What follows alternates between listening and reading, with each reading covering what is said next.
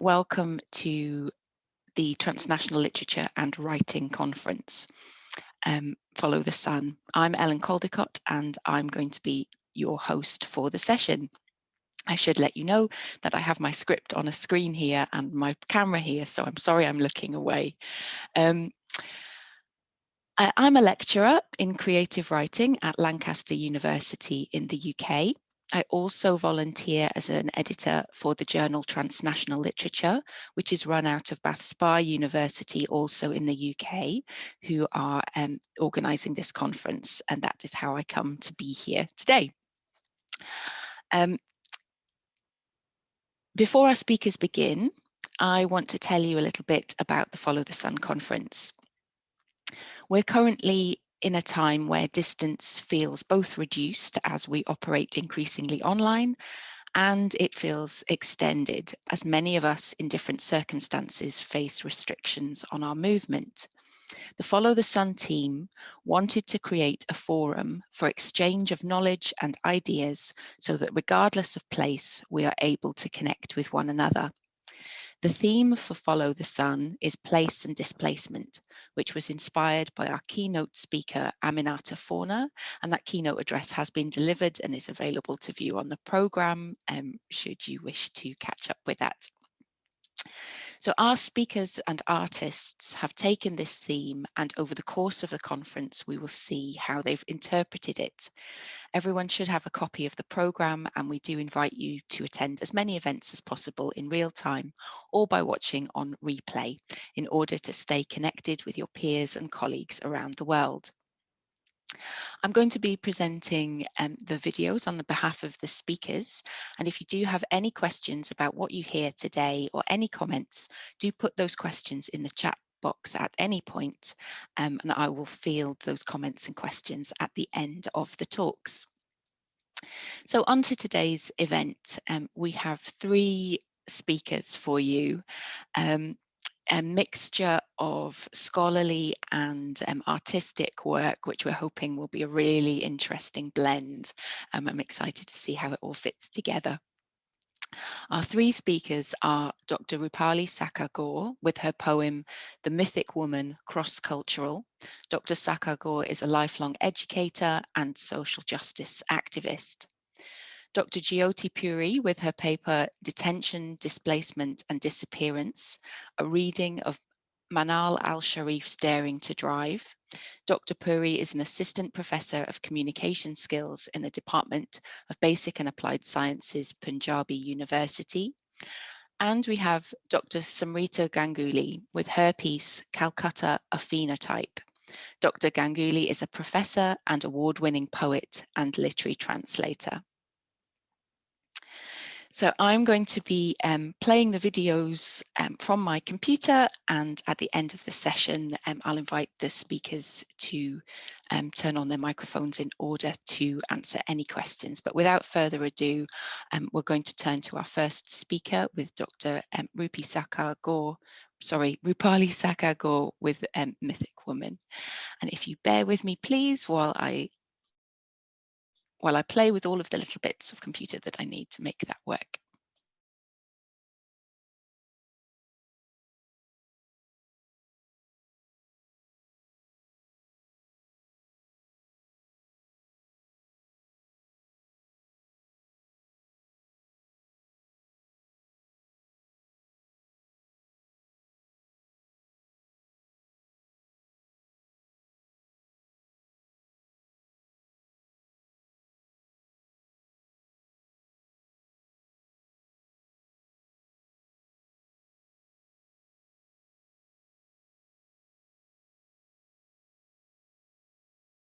Namaste, I'm Dr. Roopali Gaur from India. I wish to thank the organizers of Transnational Literatures and Writing for inviting me to present at the international conference Follow the Sun. I'm honored to make the presentation, The Mythic Woman, Cross-Cultural. The poem draws similarities in the treatment of women in mythology and narratives cross-culturally. The women mentioned are Sita and Surpanakha from the Indian epic Ramayana, Eve from the Old Testament, Atlanta and Circe from Greek mythology. Chastity plays the most important role in defining these women, and their defiance denotes their empowerment. I shall now begin to read. Sita, demure daughter of King Janaka, born from the furrowed earth, crossed the patriarchal chalk circle, drawn to keep her chaste, her woman honor safe. Beyond the Lakshman Rekha waited the disguised, dark demon king Ravana, so full of lust. They say the smooth, golden, shining deer lured the bedazzled Princess Sita there. She, who for love alone at dawn had left the splendor of palaces, the carved arches, the golden marital bed, the satin quilts and red, to walk barefoot in dark forests, stumbling over jagged rocks, letting her bleeding pain wash in the solemn monsoon rain, crossing the river Ganges with a banished prince, Rama, her chosen mate.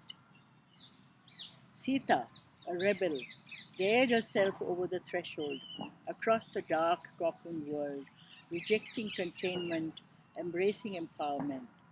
The 10-headed demon king flew her in a golden chariot to Lanka, the island of treasures, where lay all forbidden pleasures. How chaste was she!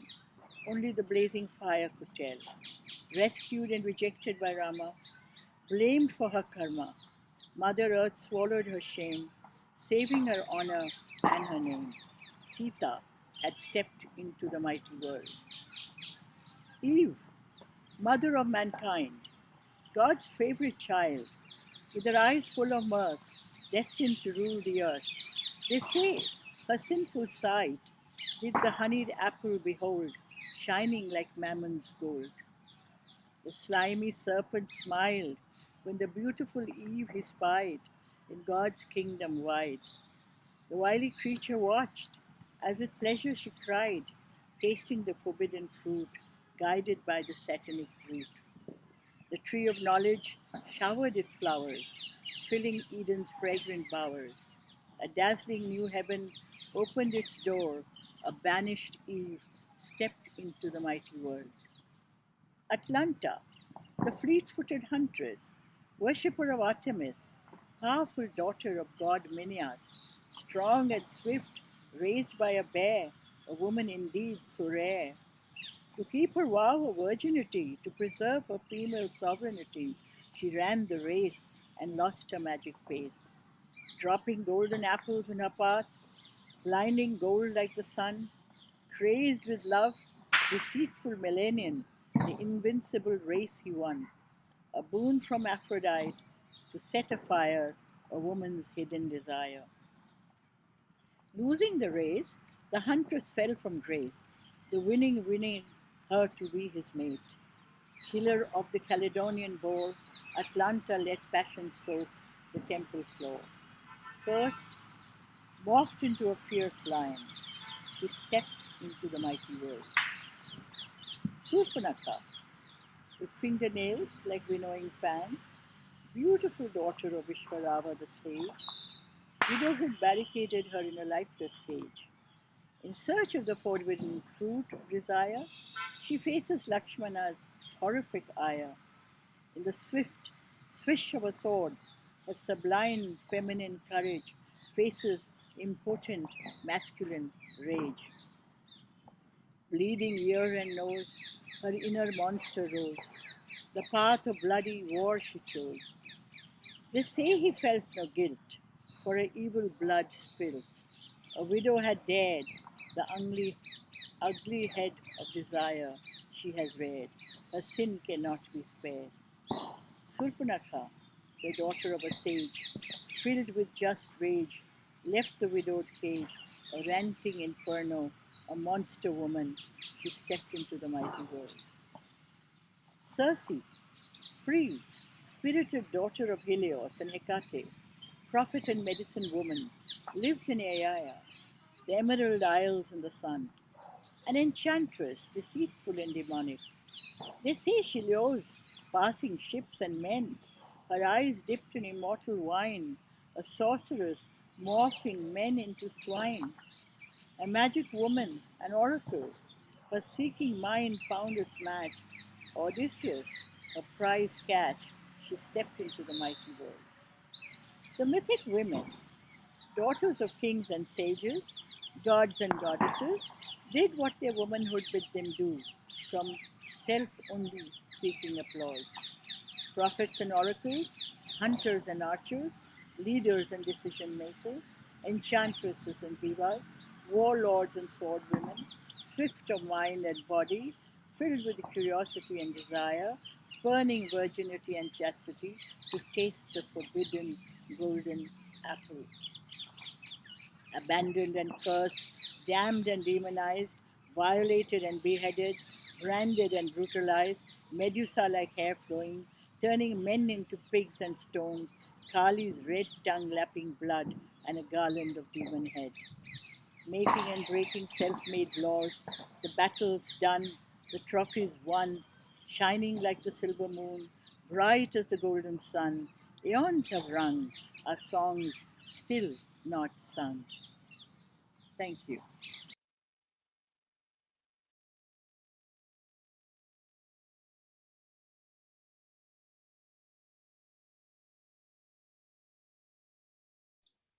Thank you so much. It's absolutely wonderful to have all of those women in my consciousness at the same time. An absolute treat. Thank you.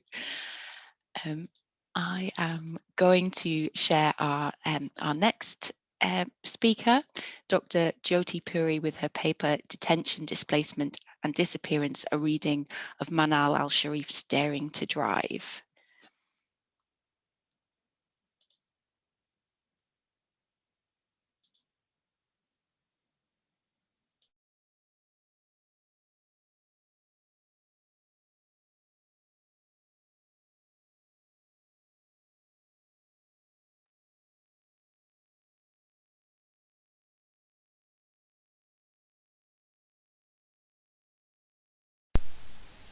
It was as if I had disappeared and they could detain me indefinitely. It was done.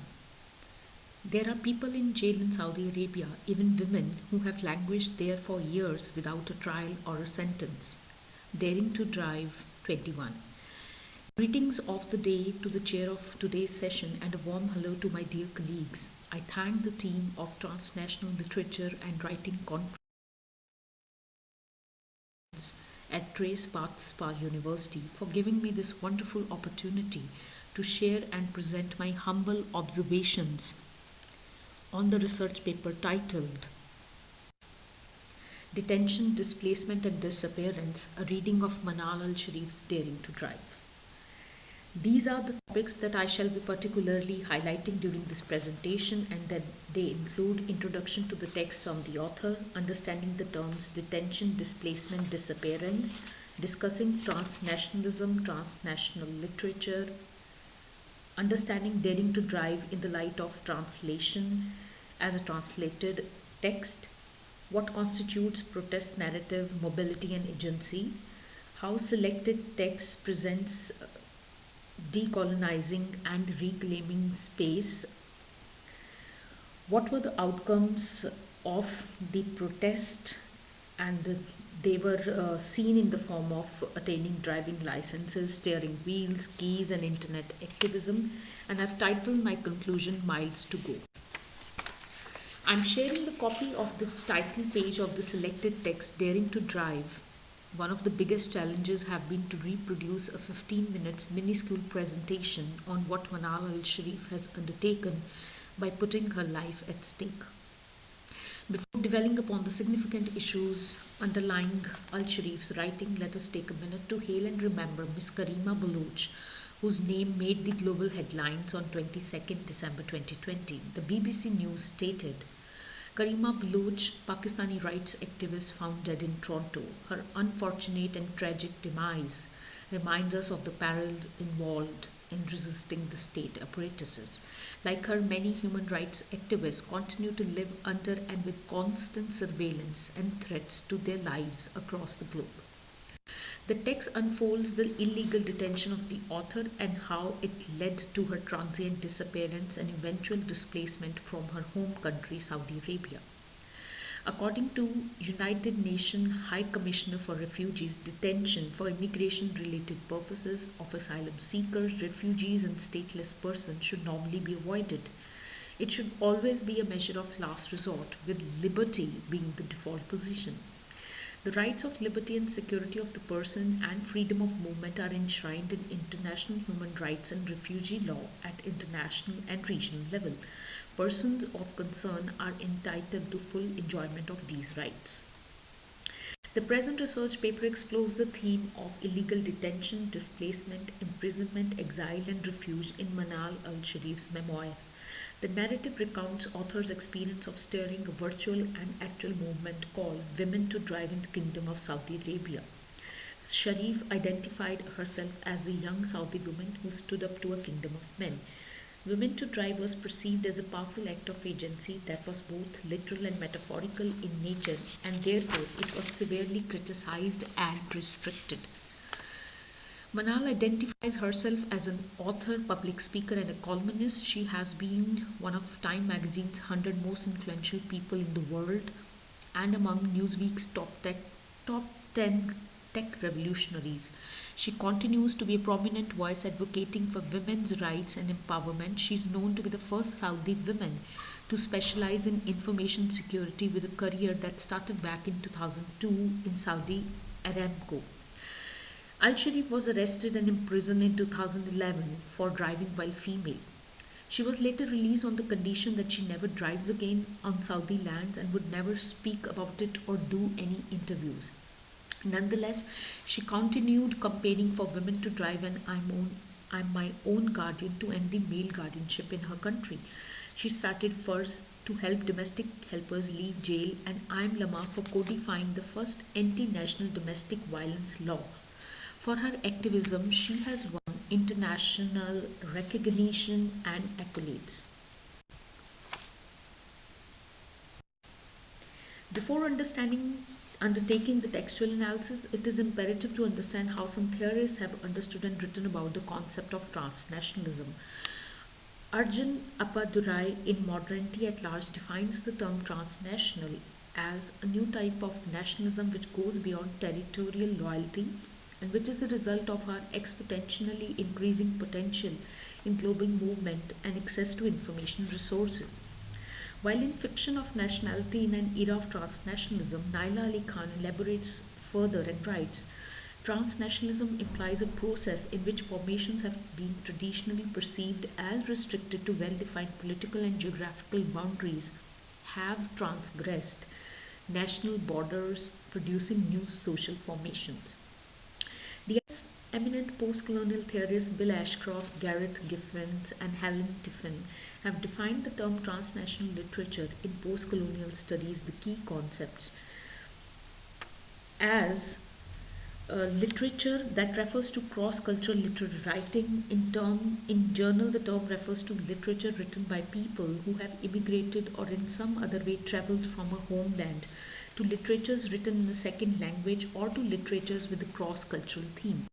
A summary of Daring to Drive clearly points towards its relevance to transnational literature. In the present analysis, the text has been considered a transnational text because its narrative revolves around the author's sensibility around dislocation, ambivalence, cultural clash, and loss.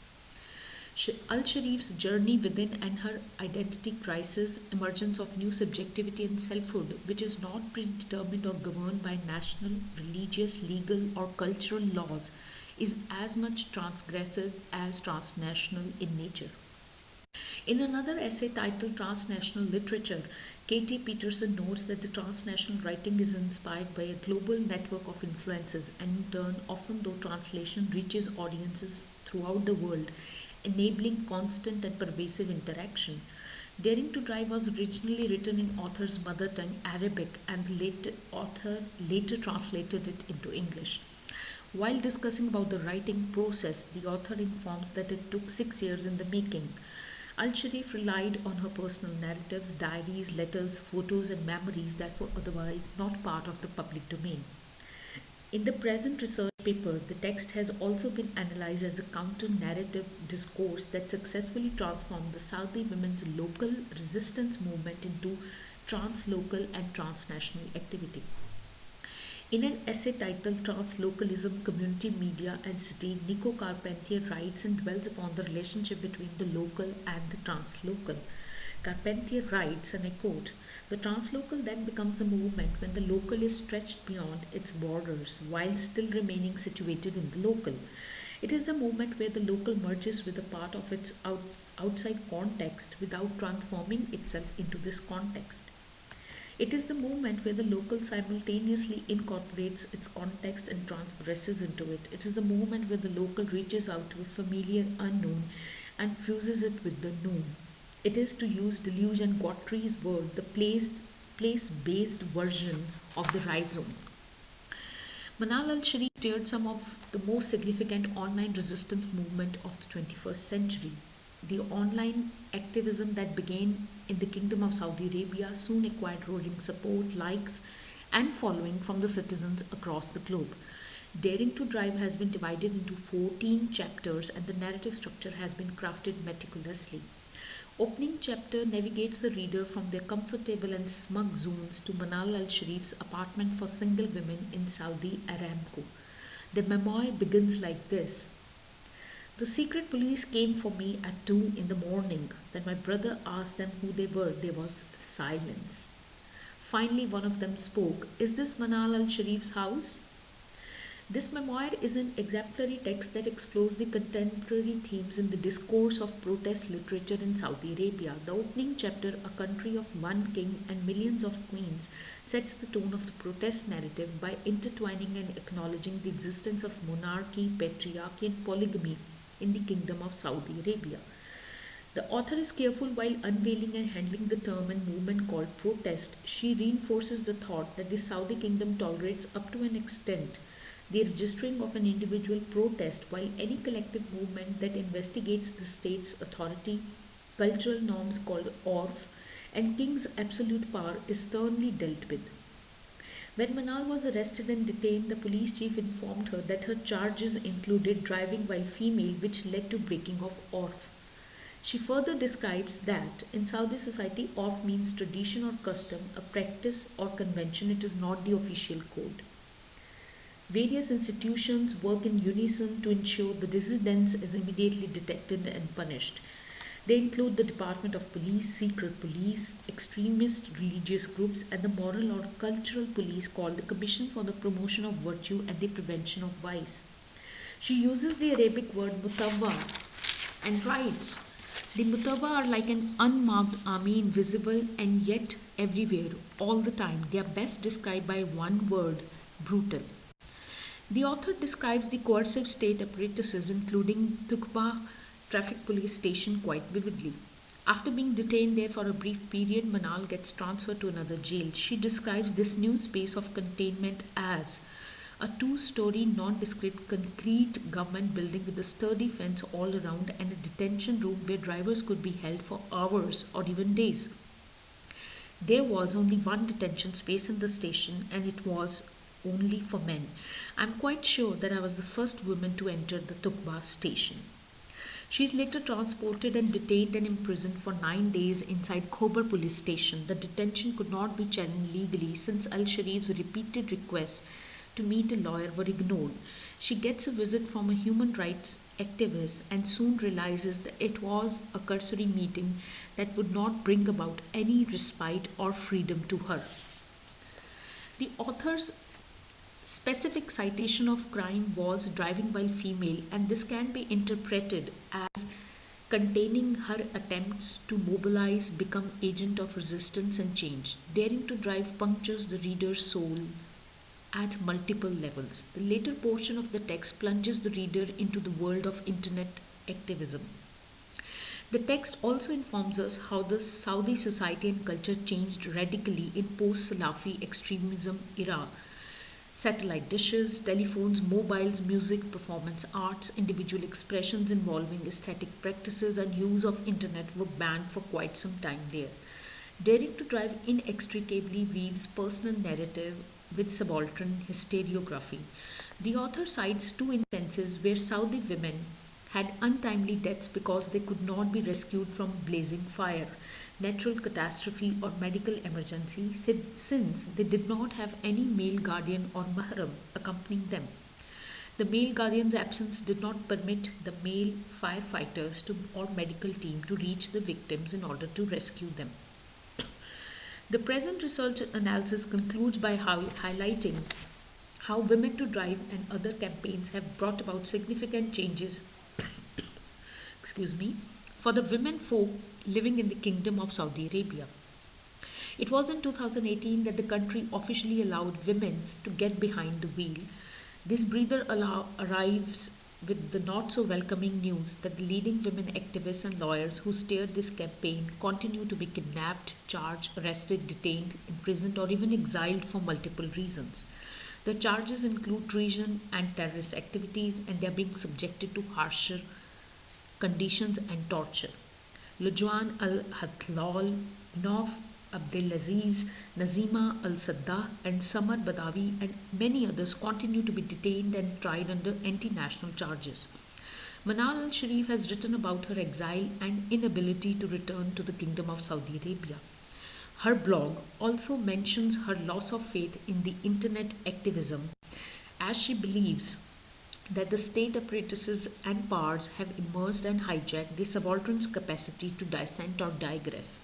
However, Daring to Drive ends on a note of optimism, with Al-Sharif writing that every rain begins with a single drop, and therefore she continues to write and speak at global conventions to empower and facilitate the Saudi women's rights. At this moment, I am reminded of Robert Frost's famous poem Stopping by Woods on a Snowy Evening. One can recognize Frost's poem finding its echoes in Al-Sharif's memoir. Frost writes, "The woods are lovely, dark and deep, but I have promises to keep, and miles to go before I sleep, and miles to go before I sleep." The message is clear when Manal al-Sharif describes how hundreds of women in the Middle East acknowledge and vouch for their continued struggle and resistance, and that it is something that connects them with the transnational movement for justice and equality. These are the works that have been cited in my presentation. Thank you for patient listening and encouragement. Thank you so much.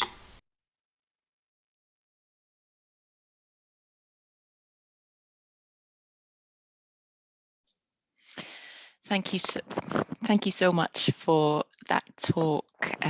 It's wonderful to hear the stories of brave women, and it's important that they are disseminated. So thank you ever so much for that. I'm going to play one more piece. And this is Dr. Somrita Ganguly's piece, Calcutta, a Phenotype.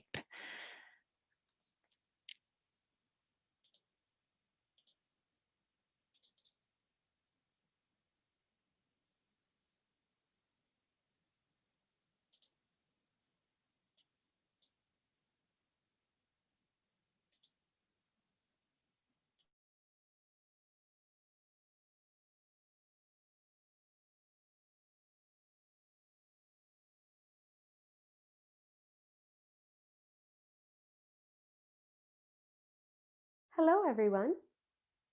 I am Somrita. I am a professor, poet, and literary translator currently working in Calcutta.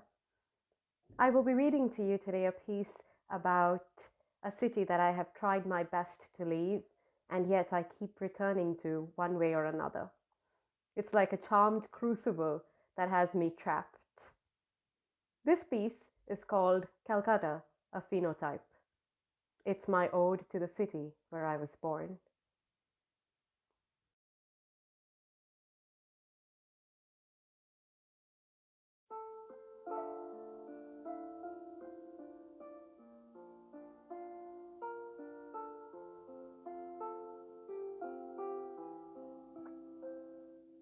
Calcutta, a phenotype. Calcutta reminds me of Trieste, Philippe had once told me. A beautiful, rich old woman, now forgotten and lonely. Philippe had first come to Calcutta the year in which I was born.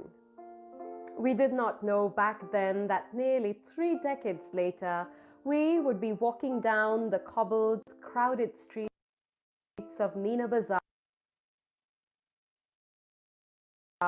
in the stale, ancient, moth-eaten city of Delhi, under twilight skies that change colors like old lovers do, talking about his exhilaration on sighting the port of Calcutta and my solace on seeing the last of this land disappear behind the clouds. Philippe had come to Calcutta from France via Vietnam in 1990. I was headed to New York City via Hong Kong in 2009. Trieste was the main harbour of the Austro-Hungarian Empire, Philippe had said to me one evening in 2017. It was a large empire sprawling over all of Central Europe, but its access to the sea was limited. Trieste was a sea city and the only big harbour in this aging empire.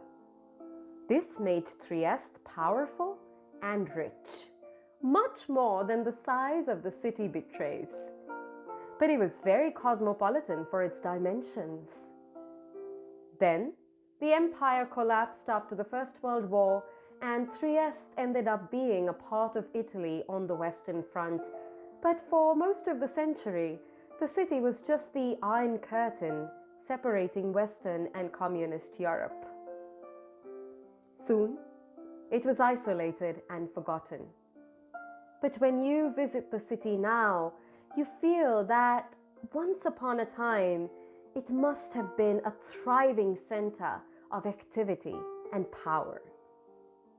She's still rich, but very, very quiet.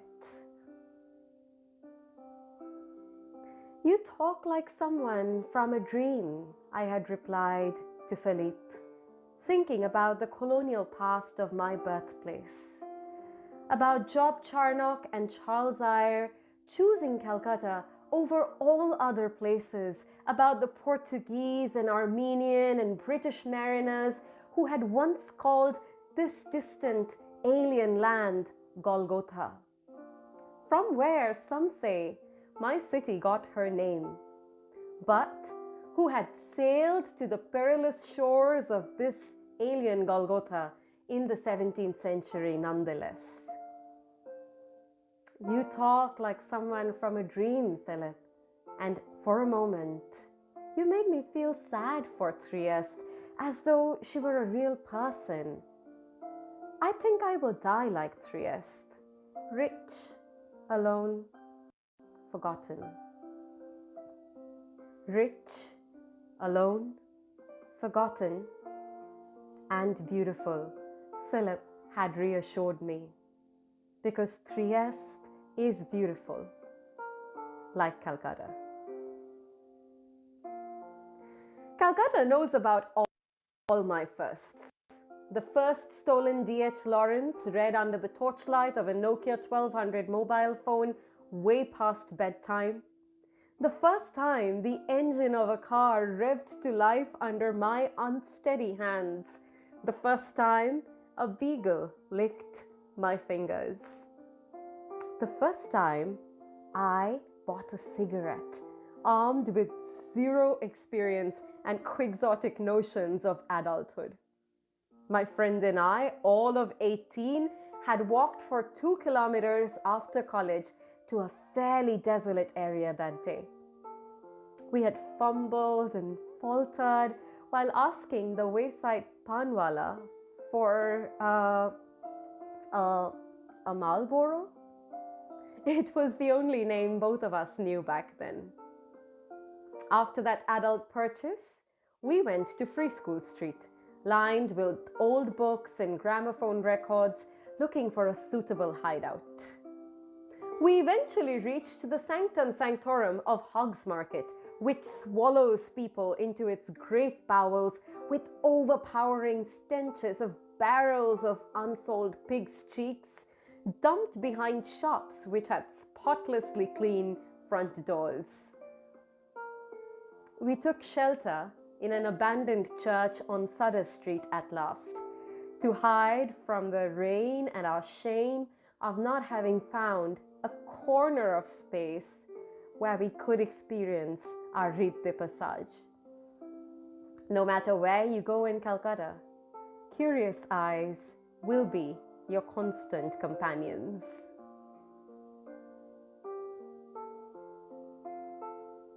The cigarette had gone soggy in the back pocket of my skin-tight denims that day, a symbol of our aborted, orchestrated plan of growing wings like butterflies, tired of our caterpillar lives. We took a Kalipili taxi back home, the second best adult thing to do in 2008 in Calcutta, our lips tasting of pomegranate lip balms, where they should have, could have, tasted of burnt tobacco. The Ambassador taxi with its galloping meter drove us from Park Street via Esplanade to Tireti Bazaar and Poddar Court, and then on to Shova Bazaar and finally Ahiritola past Sham Bazaar.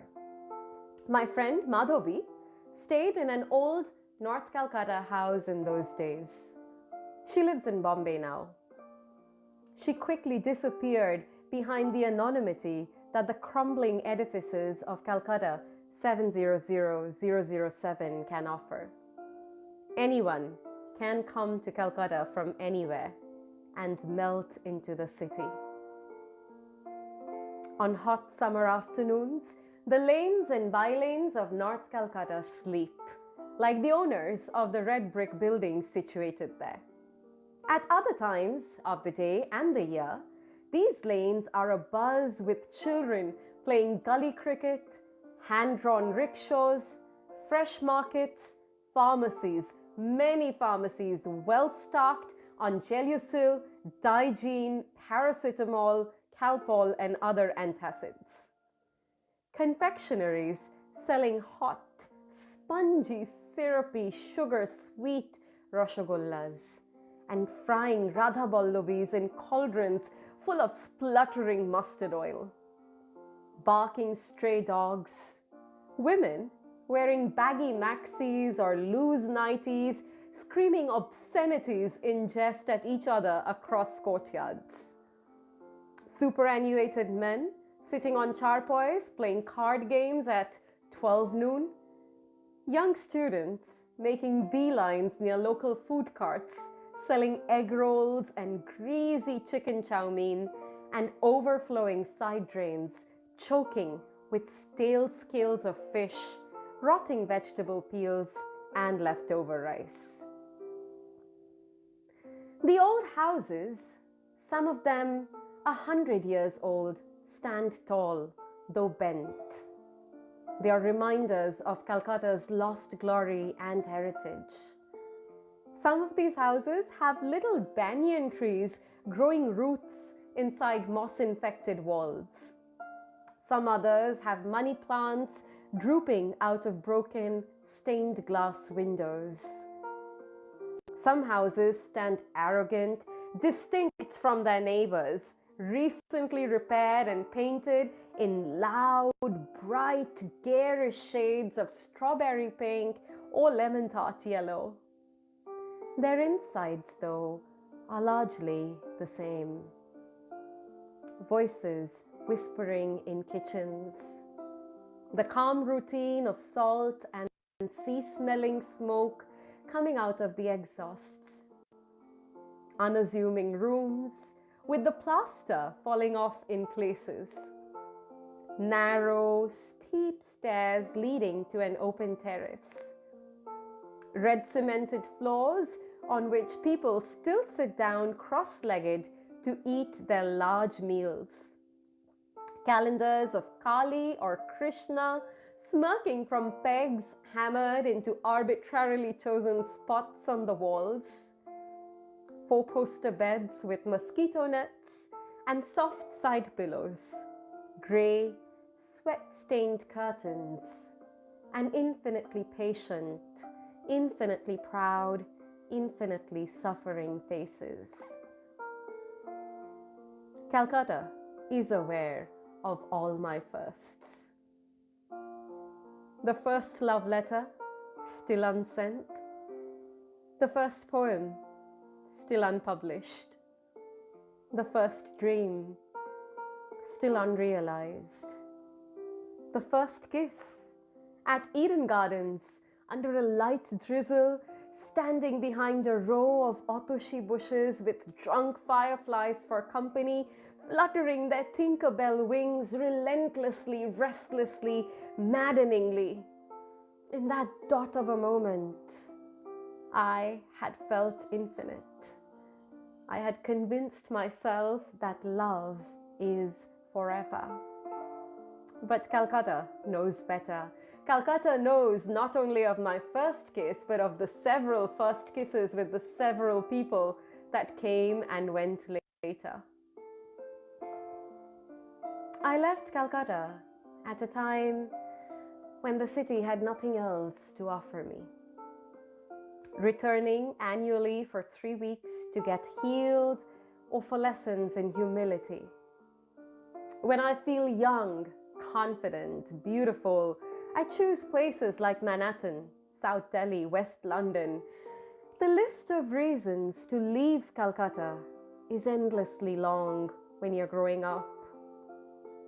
The list of reasons to love Calcutta catches you by surprise, by raising its hesitant head when you have grown up. When your heart has flown from mountain to sea to city to person, when you're weary of chasing fame and failure, and you long to be home. I am home. I have been here for the last 8 months now, and Calcutta has accepted me with a warmth I've known nowhere else. It is easy to fall in pace and in love with the excruciatingly slow, relaxed, complacent life this city offers. Is it healthy though? I'll never know. But what I do know is that life cannot be too bad as long as I can take a ferry from Bagbajar Ghat at sunset and set sail down the Ganges with nowhere in particular to go and no one in particular to meet. Thank you, and I hope you will get to visit my city someday.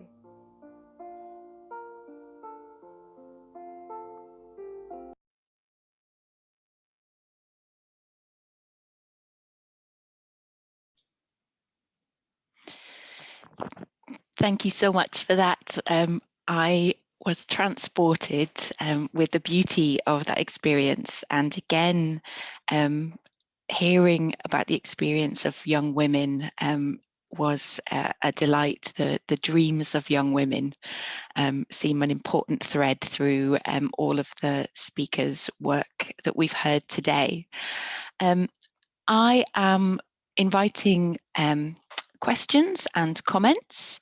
I have a couple of comments in the chat, which I'll read.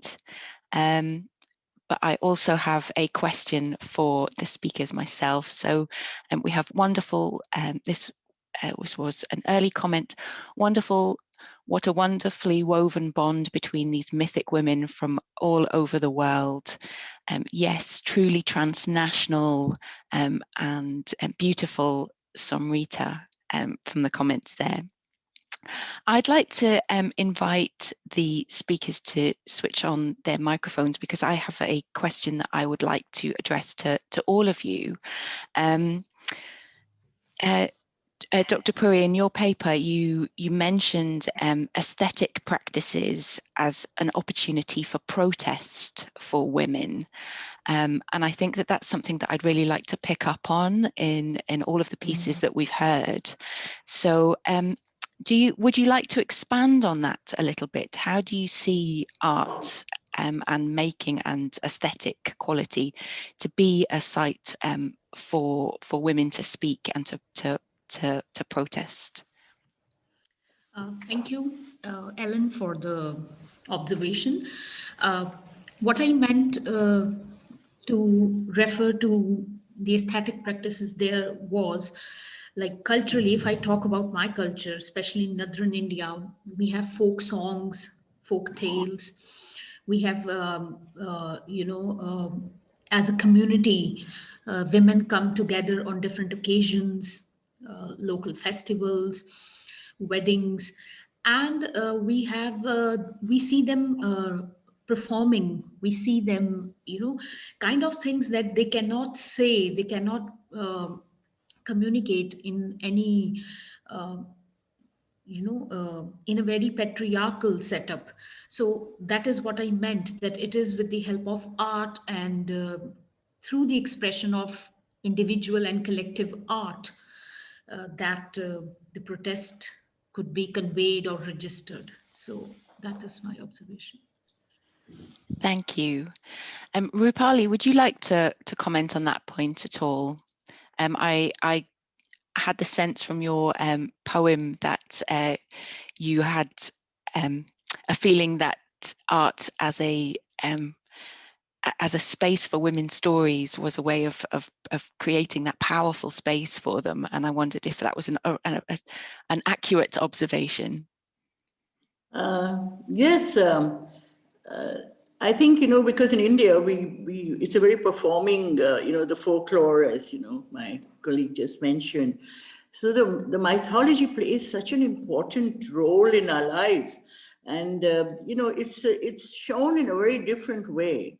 The women somehow, there are a lot of women in our mythology, but if there's a woman, for example, like Sita, who's, who just walked out on her husband because he wanted to test her chastity, or her chastity was questioned. But the way it's depicted is that, she's actually a very pure person. And so she went through the trial of going through the fire that he said that she had to burn in the fire, and then she disappeared into the earth. Now, what actually happened was that she just walked out. And that is never shown, and we have it with all the mythologies, and see that the women actually are repressed, their chastity is questioned. So there's this golden, everything is golden, and the golden thing is desire, the golden apple, there will be the golden deer, or there'll be something which is golden, and that golden, I realized, was actually female desire. How to curtail female desire.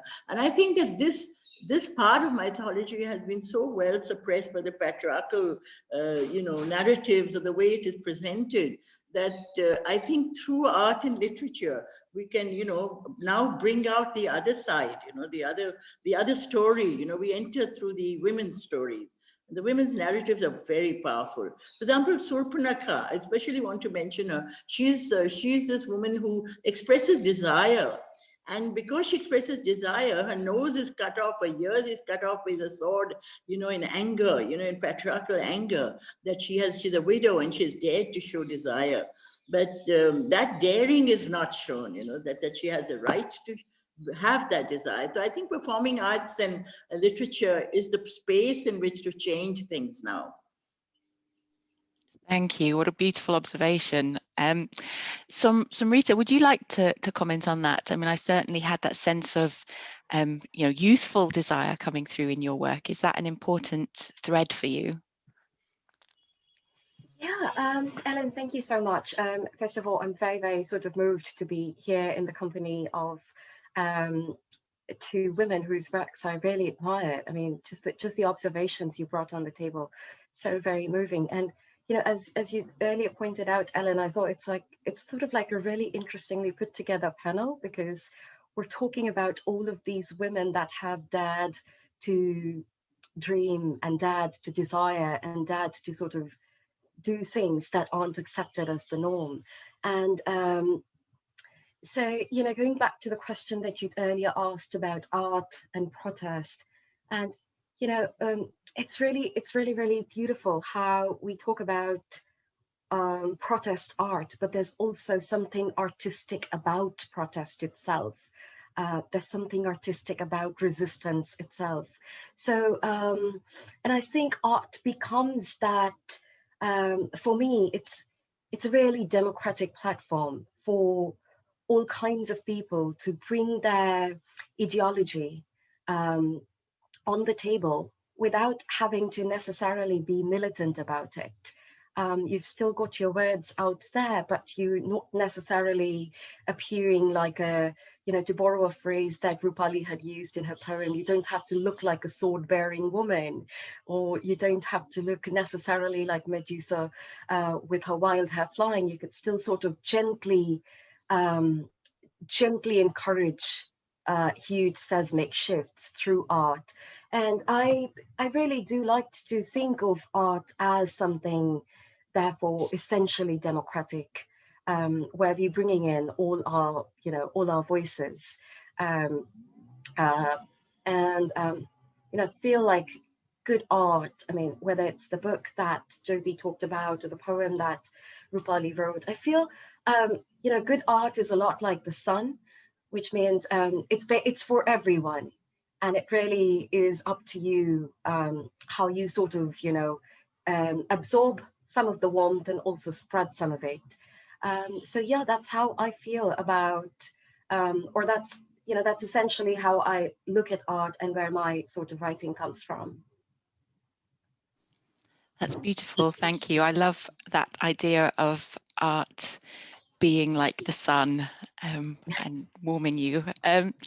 There's a comment from Dr. Puri, dare to dream, desire and drive, which I think would have been a beautiful title, and I might just sneak into the program and retitle the panel, because I think that's absolutely a wonderful representation of what we've heard today. I wondered about the idea of folklore and the transnational. I would like to raise the transnational flag a little bit more in our discussion. Do you think that these stories that people tell are able to travel? Is there an international element to the retellings and showings? So if you have any comments on the international reach of the ways of telling stories that that you've picked up on or that you've shared today, I'd be very interested in those thoughts. I will turn that to anyone who would like to jump in. Yeah, could I say something? Yes. Please do. Yes, I actually, you know, my Mythic Women cross-culturally work, because I did see that there has been a traveling of a narrative, you know, for a long time, you know, through the story, you know, takes different colors and, you know, maybe wears different dresses and, you know, different names, but underlying there is the same kind of demand, you know, there's some sort of a, you know, women or children or men or kings and queens, they all have to perform in a particular way. And I find that connection very fascinating. And I think in one sense, it is not divisive, because then you realize there's a common human, you know, shall we say, a kind of a cauldron in which everything is bubbling. And like, for example, you know, if you look at the churches in India, we have, for example, in South India especially, Mother Mary, for example, or Christ would be dressed up in a very Indian way. And the prayers are also done, you know, instead of lighting candles, it will be lighting, you know, lamps. So I find that, you know, you can, and the prayers are also in the local language. So stories travel, and they have traveled with travelers on caravans, and, you know, when people are migrated and moved, and it's very fascinating to me. And that's why I looked at how chastity has been looked at. And I think it's very similar. And in one sense, it gives me comfort that, we are the same human beings, and it could be transnational, but we're the same people. And therefore we can change the stories and change our lives. Amen. Dr. Puri, you've raised your hand. Yeah, thank you. To add to Roopali's observations, I think, yes, the narratives travel, they permeate the international borders. Not only the narratives, in fact, the themes. For instance, the theme of protest, of registering resistance. When we talk of the Middle East women, like I've already talked of the text, or you could talk about Black Lives Matters in the US, or you could talk about the contemporary farmers' protest in India. There are affiliations, there are connections. I think it is a common thread, even if the immediate concerns are different. But I feel, of course, the movement, the to be standing against some meta narrative, I see that to be truly transnational in nature. Yes, Yeah, absolutely. I completely agree with what Roopali and Jyoti said. Um, you know, I can't remember who said this, but there was a poet that had said, and this could be John Donne, but I could be wrong, but I think he'd said that we aren't islands, no man is an island. And I really do believe that. I don't think our lives are as insular as we would sometimes want to believe they are. And I feel that at the core of being human is that we are basically around the world fighting for some similar things.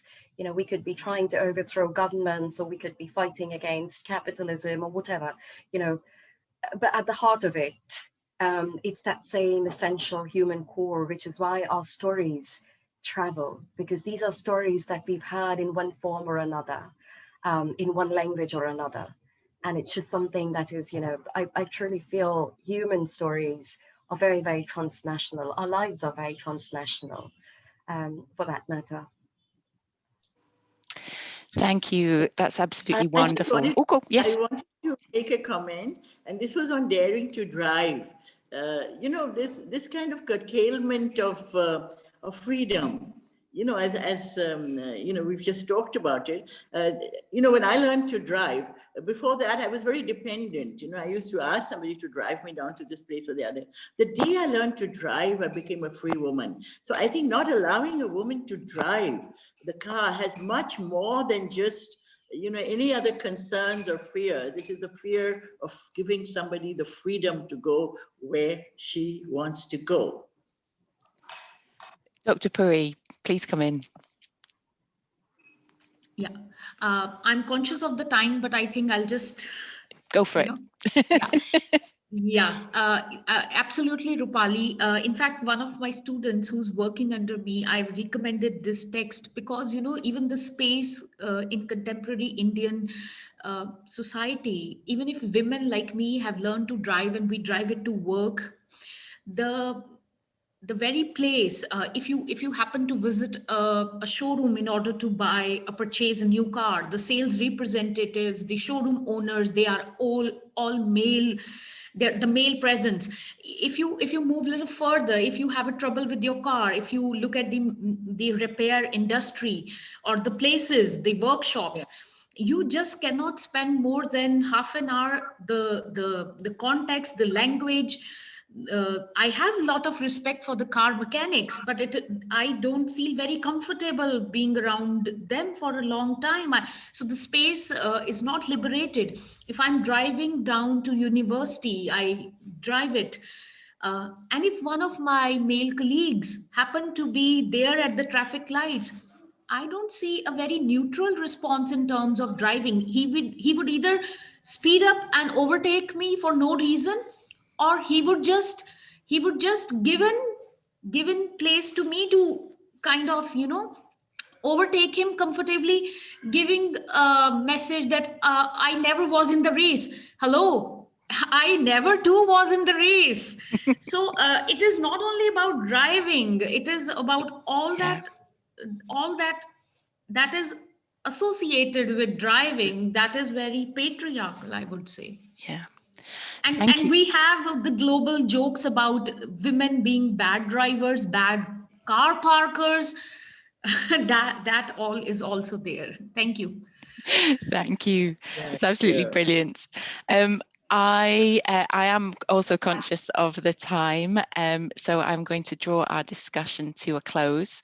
Thank you so much for the 3 presentations, which were just wonderful. I'm looking at my little notes. We'd love you to keep in touch. There is going to be, this video will be uploaded to the program document so that others can join in. There will be a comment section there. So over the next few days, if you are happy to do so, you can take a look at that video to see further comments and questions that have come in on your wonderful work.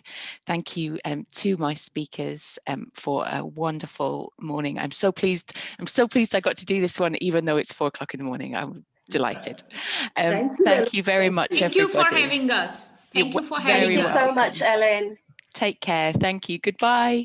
Thank you, Bye, dear, Ellen. please. Thank you.